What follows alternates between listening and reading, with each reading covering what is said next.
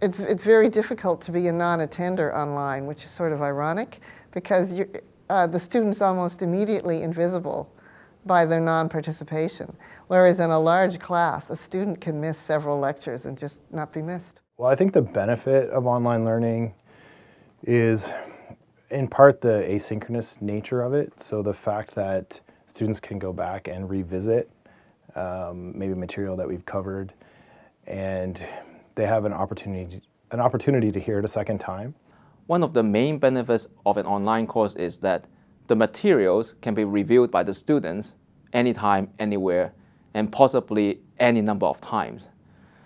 I have received feedback from students saying how much they appreciate that they can go through the materials at their own pace, unlike where they have to go along with everybody in a regular classroom.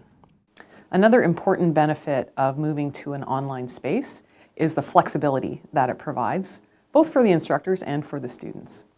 The flexibility not only in terms of geography and the location where they can participate and complete activities that are part of their overall course process, but also any pace, so any place, any pace as well, that students can proceed at the pace that's appropriate to them, their previous knowledge, either more slowly or perhaps more quickly. We know right now that learners learn best in environments where they have a measure of control, where learning is central to them.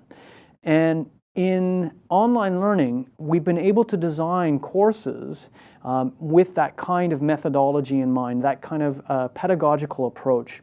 And so being able to provide that measure of control to students is appealing to them, not only in terms of their own motivation towards the course, but also in terms of ensuring and helping them learn better and more meaningfully and more deeply. Specifically for students who have traditionally faced barriers accessing post-secondary studies and curriculum, online courses simply enable access to higher education. But there's a level of access also in terms of accessing the information, which is very important for students who, for example, have learning disabilities, or even for second language speakers. Online courses allow the use of assistive technology or other technological tools to aid understanding, comprehension, and expression of learning. Nowadays, they're looking for the information that they need on a screen, and that could be on their cell phone, their iPad, their computer screen, or even their television. And we realized this 15, 16, 17 years ago, or at least I did, that this was a very powerful method of communicating with students. They're expecting to find things on a screen, so why not put them there? And this has developed into a way of teaching for me and for others, that I put everything that I'm trying to teach on a screen, and it's available in a multitude of formats. So I think that's of great benefit to the students, because this is how they've been brought up almost from birth, that they find information on a screen. The benefits for students are clear as well. They're used to interacting and accessing things online, so they're very comfortable with it.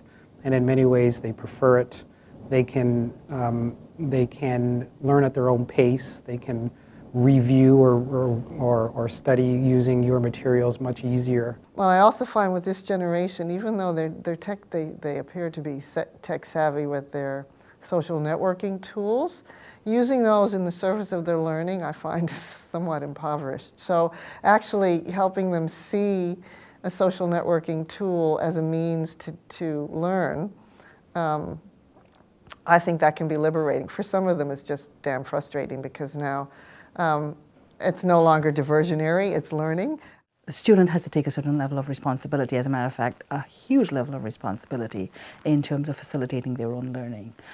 So the idea that students need to meet the learning objectives in a way in which they themselves sort of navigate through the material and set a path for themselves to achieve the learning objectives of the course, that sometimes constitutes a challenge. I think the other big challenge for students is discipline and time management.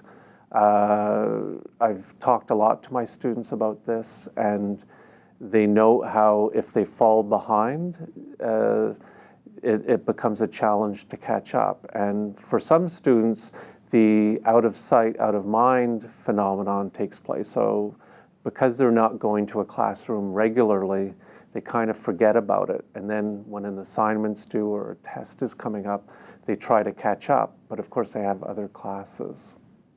Or if not properly done, electronic online information can be inaccessible for students with sensory disabilities, for example.